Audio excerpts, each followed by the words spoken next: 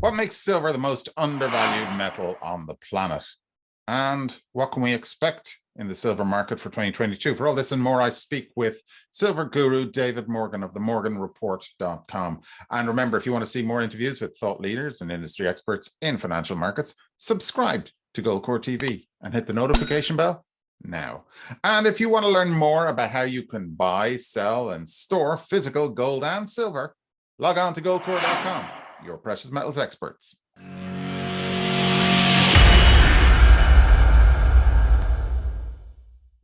David Morgan, welcome back to Goldcore TV. Well, thank you, Dave. It's good to be back. It's been a while. Indeed. I think it's nearly a year since we spoke last. Now, one of the things that I've heard you say regularly is that silver is the most undervalued metal on the planet. Why do you believe that is? Well, the facts. I mean, the only metal, counting the base metals, that isn't somewhere close or over their 1980 high is silver. So, and this is our nominal terms. I mean, we're looking at 1980 prices and saying a dollar equals a dollar. And of course, that's not true at all. In the last few decades, the dollar has devalued substantially. And yet we can't get back to that nominal price of 50. If you look at the average price in 1980, the average price was about $20 an ounce for the whole year on average. And we're above that, but that's not what we're looking at, or the comparison I'm making. The comparison is what all the other base metals and precious metals did, and where silver lies is at the bottom of the pile. And if we were to look at the fundamentals, one of the statistics there that I read recently is that the demand for silver for 2021 went over 1 billion ounces, which is, I think, the first time since about 2015. Now, when we spoke before, it was just in and around the weekend of the silver squeeze, and we saw a good spike in silver up over $30 an ounce. We've obviously come back from those levels, but there was very strong investment demand in silver in 2021. Is that something that you think that we can expect to carry forward into 2022? I do. I think with what's coming with the energy situation we'll talk about in a minute, and what's going on in the other financial arenas, the stock market, the bond market, the real estate market, the currency market, of course, with the potential war, there's so many things that portend for the metals to do better. I do believe we'll have a strong 2022. And if we were to strip out the investment demand out of that, and we look at the industrial demand, is that something that we can expect, particularly with the electrification movement and the green movement away from fossil fuels? Is that something that you think that we can expect also to grow in there? So we'll see an increase of the supply side, or an increase of the demand side in both the investment and the industrial? Yes. Right. A little bit's been overblown on the EV, the electric vehicles, although it does use more silver than a conventional ICE engine. But the demand for silver in industry is a trend that continues to go up. And I did a study with Matt Watson, who's an independent analyst who studies all the metals. And I focused with him, obviously, on the silver market. And his projection for the next decade, which, 10 years at my age goes pretty quick, is that by 2030, the amount of industrial demand for silver will be somewhere around 80, maybe even 85% of the market. So there's a lot of demand for silver in the electrification, alternative energy, of course, EVs, as I mentioned, catalysts. So once you have that kind of demand, any additional marginal demand, which is basically your investment demand, assuming that silver jewelry and silverware stays about the same and usually do, you've got a lot of potential for silver over the next decade. Now, go a step further, I think that we're probably getting closer than that before we have a pretty big price explosion based on, as I said before, all the other markets. But nonetheless, if you were just patient and you wanted a legacy investment and something that's undervalued where you can really get your quote unquote money's worth or your fiat worth or your currency worth, it would be silver. And we're seeing it, we've seen a small deficit in the last couple of years on the silver market. in terms of the supply demand and deficit. On the supply side of things, are there any particular issues which you have identified or which are important to you in terms of saying that we may be able to keep up with the increase in demand or will not be able to do so? That's a tough one. I'll say could, not would. We could if you could put a mine in production quickly, but that's almost impossible these days. But I am aware of a few deposits that have substantial silver in them and a pretty high grade. Navidad, for an example, with Pan American, once that comes on board, that will be, and I don't know what rate they're going to produce at. I'd be surprised if it was anything less than 20 million ounces a year. And that is a substantive, not only flow, but the amount of silver in that deposit is rather noteworthy. However, there isn't a lot of those type of deposits left. There are a couple more, but again, in those instances, you're probably looking at close to 10 years to get them into full production. So yeah, I think with the energy costs increasing over the next few years, it will be a rocky road, but generally up. We're going to see more and more pressure on silver miners to make a profit. The way that the markets work now for quite some time is that silver's been treated as an industrial metal by the bankers, and in only the most positive silver mines or lead zinc mines that produce silver as a byproduct are you able to make a profit, because the amount of cost, all in sustaining cost in the silver market, is basically the cost of what your total energy costs, labor costs, insurance costs, land leases, transportation infrastructure come to. In other words, you're mining it basically at cost with very little margin. And gold, that's not as true. In gold, there's usually a better margin. And that's why you're able to mine stuff that's like 1 gram a ton, which is a ridiculously small amount.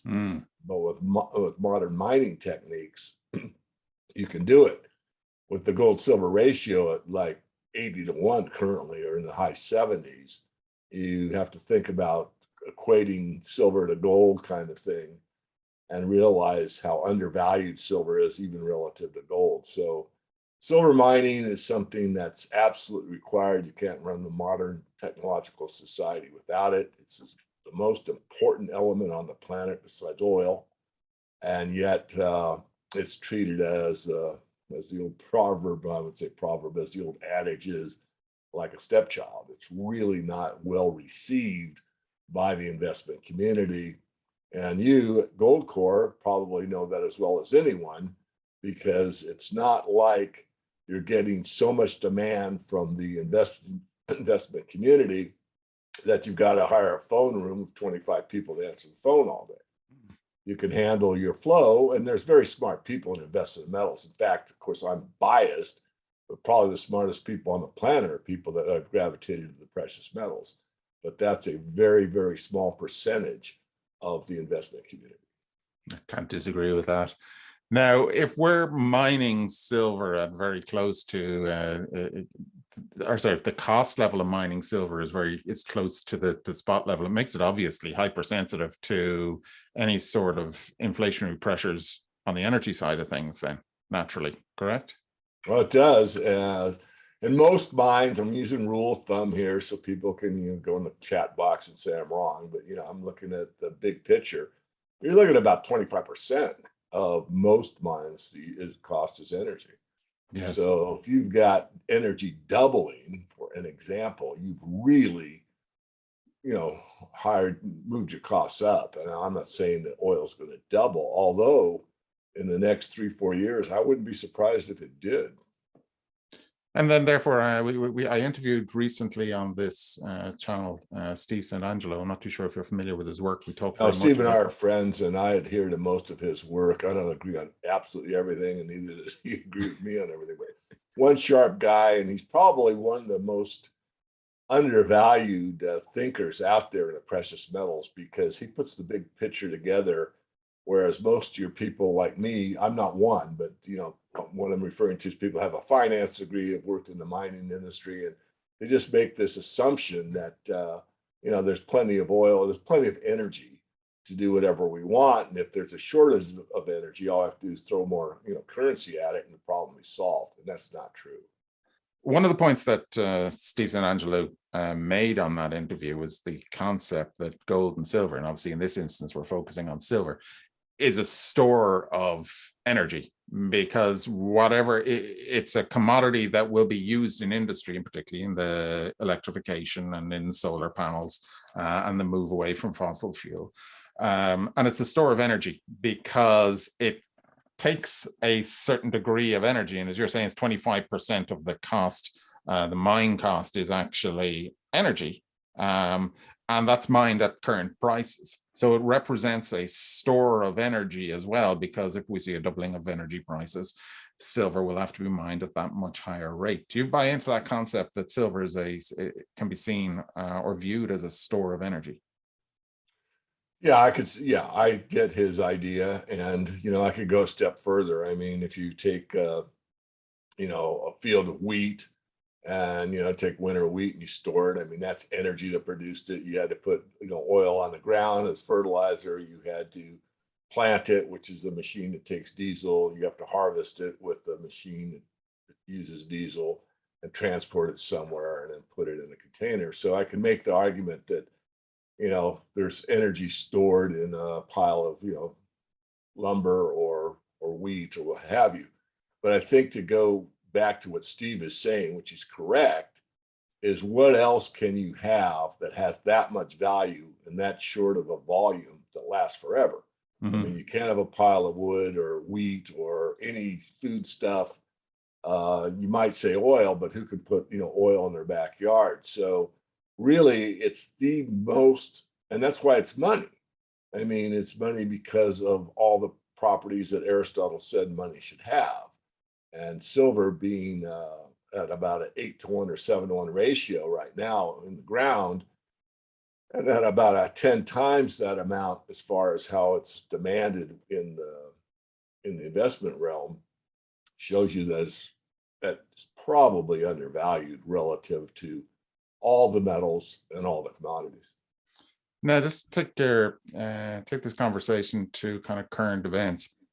When we spoke last time it was around the time of the silver squeeze, and as I said, we saw silver pop up to over $30 an ounce, and we were quite confident that during that conversation that we had, that 2021 was going to continue to be a good year for silver.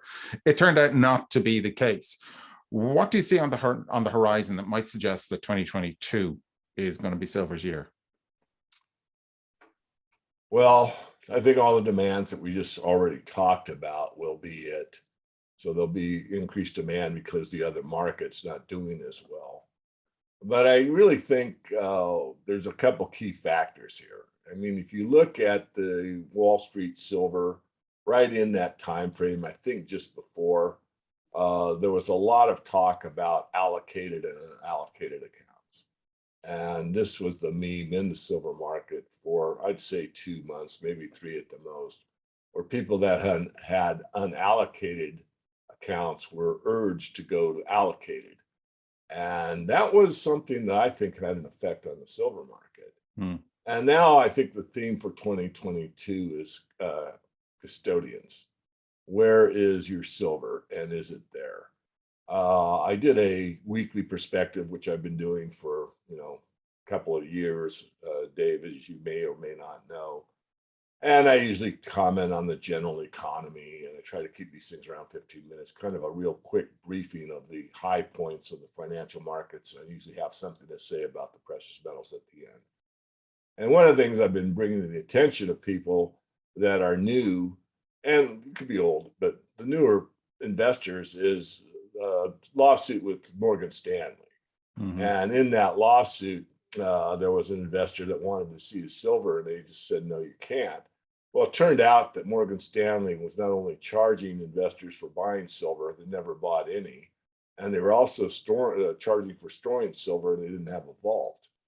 And I think in that egregious a situation that they should be banned from ever participating in the silver market, but that's not what happened.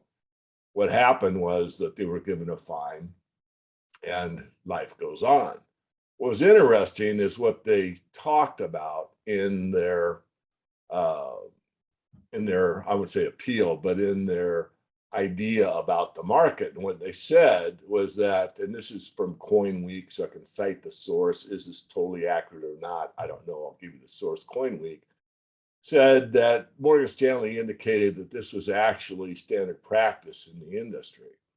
So the problem that I've got is, where is the silver? I mean, if we look at all of the demand that's in the futures market and add up the cost to hold an account, which is about 1/5 of the price of a full contract, and multiply that by how many contracts they are, to see how much cash is in the market at all times. And it's rather substantive. And if you take that through all the years, you've got to figure that some of those people get disgusted with getting, taken in the futures market and go to physical. So my contention, and I can't prove the numbers, I haven't really dove in yet, is there's probably been enough silver bought by investors that are of substance, meaning they don't have it at home and they have a custodial relationship. And the custodial relationships have two problems. One is the one I just outlined with Morgan Stanley. And the second one is not so much the warehouse receivers in, the COMEX. I mean, all those, I think there's 7 of them now. I think those numbers are valid, but it's the authorized participants that have access to the silver in, let's say, the PSLV or the SLV. They can take that silver and hypothecate it, rehypothecate it. And on top of that, if you read some of the prospectuses and you read them thoroughly, what you find is what I call double counting. Now, I can't prove this, but I can prove what the prospectus says. So if you could keep a certificate and it counts as physical, so you could be XYZ custodian and hold the piece of paper that says you own the silver, but it's actually resting in a warehouse or a vault on the COMEX. Well, the COMEX is going to count it as in their vault. You can see that it's public information. In fact, I review it all the time. I usually look at it once per week. But on the same token, that silver that's resting there in the vault could also be counted as part of the pile that is in, let's say, one of these ETFs. Mm. Now, that would be double counting. Is that taking place? I suspect it is. Can I prove it? I can prove that the ability to do it is there, yes. Can I prove that it's done? No, not at this time. So I think a lot of it has to do with what I've said for years, and that is there's been enough silver bought in the physical form that's probably enough to squeeze the market or at least push it higher. But a lot of that silver is resting with people that just have a piece of paper that says that they own it. And I'll finish up here in a second, Dave. But for years, I've said that if you took a big stadium somewhere on the planet and you put a line down the middle of the stadium, like a football stadium or a soccer field, and you put all the silver in the world that's owned on one side, and you put all the paper claims on the other side, they would not match. And they probably would not match by quite an amount, like 2, 3, 4 times. And that's obviously a pressure then in the system that is building up. It's increasing and is liable at some stage to trigger an event. I believe so. I think that people can really get on board. I mean, I know of one facility that I'm in, so I'm biased. Of course, I can go and look at my silver anytime I want. And they have room for probably 50 million, maybe 70 million ounces of silver. So let's just say, as an example, that some of these people that are not so secure with their counterparty risk decide to move their silver from wherever it is now to that facility. The main thing to do would be to move the silver, not to sell it and rebuy it, although that would be the second choice. But if you started putting pressure on these basically fractional reserve systems that maybe have 1 ounce of physical for every 10 ounces they have claims to, or maybe it's only 3 or 4, but maybe it's 50. I don't know. I doubt it's that high. that that could put a lot of pressure just by moving it around. Right now, the way it's done is that the bullion banks have the lion's share of it, at least on paper they do. And they shuffle this stuff back and forth all the time. I mean, if you look at the commitment of traders and you look at the settlements and you look at how much goes in and out of the COMEX, yes, some does go in and out of the COMEX. There's no doubt about that. But really, it's a paper chase for the most part. And it's exactly, yeah, it's exactly for those reasons that we at Goldcore, we offer a fully allocated, fully segregated metal. And you can, like what you're able to do yourself, go and visit those bars or coins and make sure that your metal is actually there. It's so important. It's fundamentally important if you are going to be a long-term precious metals investor and hold physical metal. You have to be able to do that. Well, for full disclosure, I have an account with you, and I'm pretty damned careful with who I store with, and you're one that I trust, and I do also recommend you from time to time with the right clients.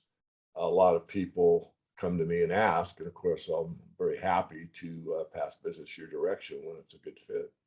We very much appreciate that, Dave.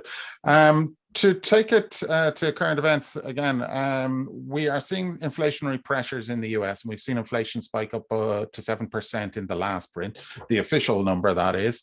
And we're looking at a situation where we're expecting a number of hikes from the Fed this year. There's a strong correlation between stocks and precious metals on the short end when we see situations like this, as in we tend to see a sell-off in metals. Do you expect the same thing to happen this time around? Yeah, I have to say yes, because the probability is so high. Could it be different this time? Could. I doubt it. Right. And as I said, that's a short-term, generally it's a short-term correlation. Once we get over that hump, are you seeing that the rest of 2022 is going to be, once the market digests those hikes and gets an understanding of exactly what's going to happen going forward, are you expecting the rest of 2022 to be good for metals? I am. You're basically doing a Reader's Digest version of what I've been saying on other interviews. I think with the rate hikes, you'll see pressure on the metals for a while. Once the Fed says we can't, hike anymore, then they'll hit a bottom or have already anticipated a bottom and start moving up. There's a caveat to that, though, and that is if the Fed really wants to crash the economy, they can. I mean, they could just keep ratcheting interest rates higher and put us in a greater depression. And I wouldn't rule that out entirely. But you got to remember, and I know you know this, Dave, but just for the viewers, and most of them are pretty savvy, that the Federal Reserve is owned primarily by Europeans, not by Americans. And so, they care about the quote unquote US dollar, but that's just a currency that they control. It's a Federal Reserve note.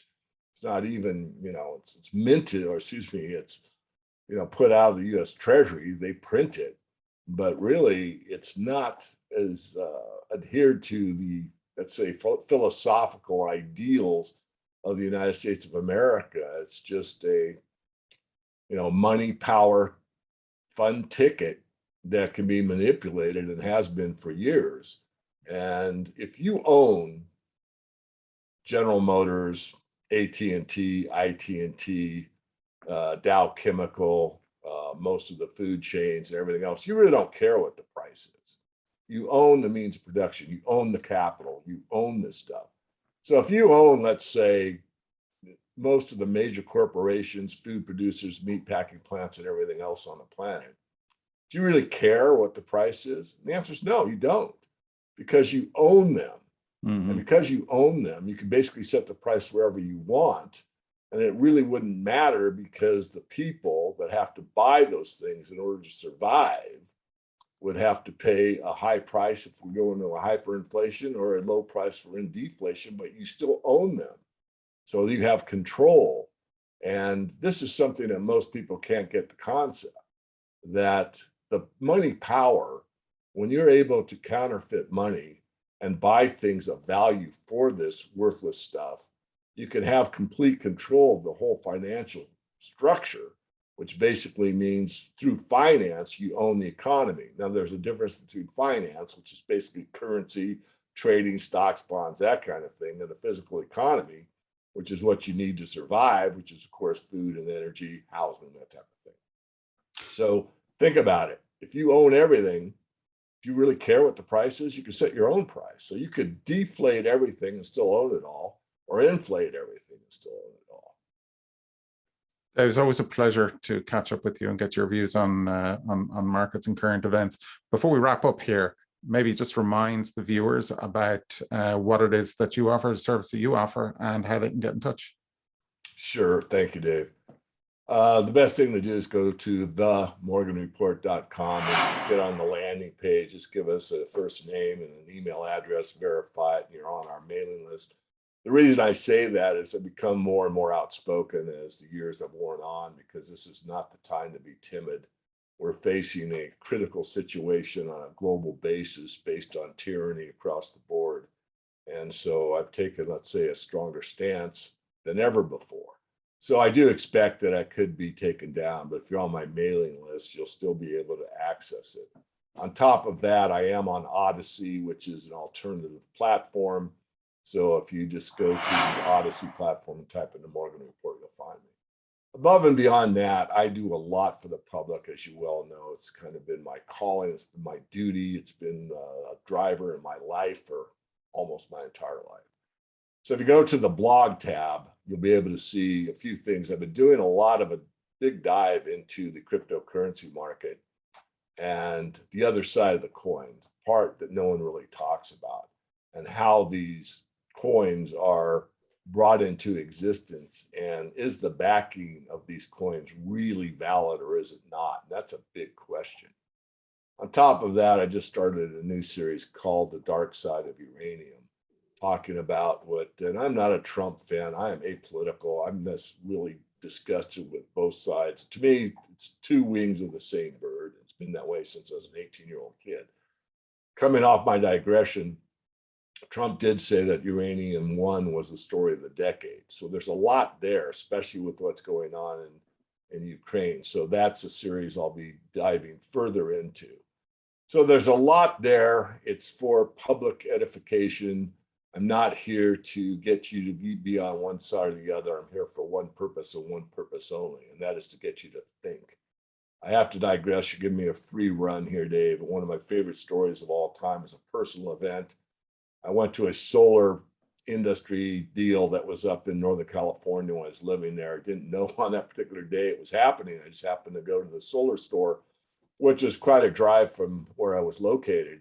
And then they're having this big kind of outdoor party thing, and Ralph Nader was there. Now, I think Ralph has really got a big heart. I don't think he understands economics that well, but regardless, here's what he said, and it stuck with me from that day to this. He said he used to have very great conversations around the dinner table. And he said he distinctly remembers one evening they were having dinner, and his dad asked him and his brother, "What were you taught in school today? Were you taught to think, or were you taught to believe?" There's way too much belief. There's not enough thinking. So I'll leave it with that, Dave. Thank you for giving me your time. Really enjoyed it, Dave. And what I'll do is I'll put a link to the morganreport.com down in the show notes, the description in this video. And you'll always be welcome to speak freely on Goldcore TV. But for now, Dave Morgan, thank you for joining us on Goldcore TV. Well, my pleasure. Thank you. Thanks for watching. And if you enjoyed this video, you're bound to enjoy this interview that I referenced with Steve St. Angelo, talking about the energy cliff and the concept of gold and silver as a store of energy. Go and watch that one next. And remember, if you want to see more interviews with industry experts and thought leaders in financial markets, subscribe to Goldcore TV and hit the notification bell now. And if you want to learn more about how you can buy, sell, and store physical gold and silver, log on to goldcore.com, your precious metals experts.